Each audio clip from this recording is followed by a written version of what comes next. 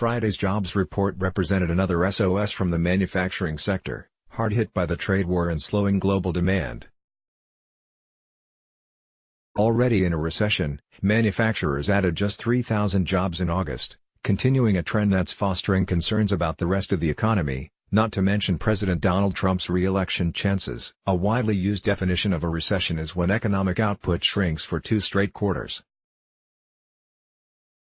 According to Federal Reserve data, the manufacturing sector contracted in both the January through March period and again from April through June.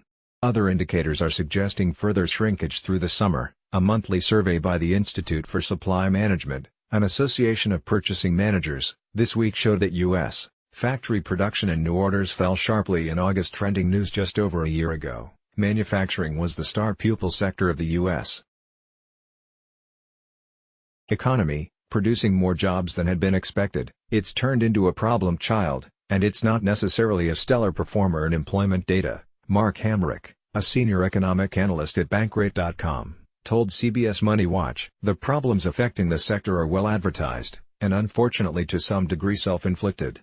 Reviving American manufacturing has been a key goal for Mr. Trump, who signed into law steep corporate tax cuts designed to spur business investment. Last year, when the sector was adding an average of 22,000 jobs a month, Mr. Trump touted the gains as among his administration's triumphs, describing manufacturing jobs as among our best and most important. Almost 500,000 manufacturing jobs created since I won the election. Remember when my opponents were saying that we couldn't create this type of job anymore? Wrong, in fact these are among our best and most important jobs. Donald J. Trump, at Real Donald Trump, August 3, 2018. The scenario has since taken a sharp turn for the worse, due to factors that the White House both can and can't control. The president came into office offering the hope that we'd see a resurgence of manufacturing in the United States. Now manufacturing is in trouble, and the reasons include trade disputes and tariffs, said Hamrick. The reality is manufacturing is in a contraction. It is not broadly better. What changed is his policy.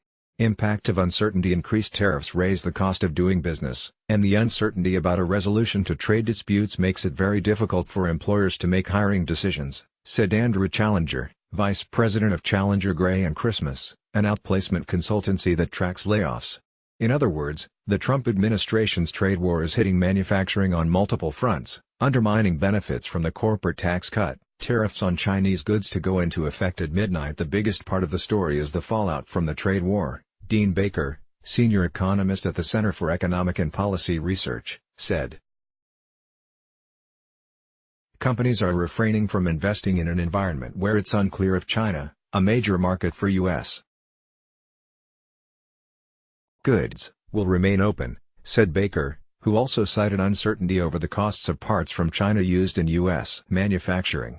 The slowdowns in manufacturing and industrial goods certainly gives us pause, and has us thinking about the other side of the economic cycle. Despite strong employment trends like low unemployment, Challenger noted.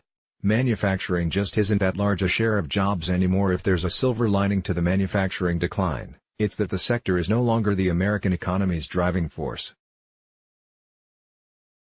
Instead, the service industry, everything from education to healthcare, now dwarfs manufacturing, with 129 million service industry employees compared with 12.7 million manufacturing workers.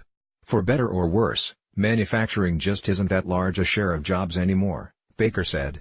By comparison, when Mr.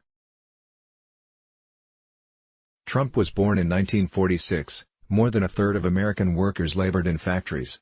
Today, fewer than 1 in 10 Americans work in manufacturing. CBS News poll, Americans split on the future of the economy. Wages for manufacturing jobs have also taken a hit. In 1990, the average hourly wage in manufacturing was about 10% higher than the overall average. That's no longer the case.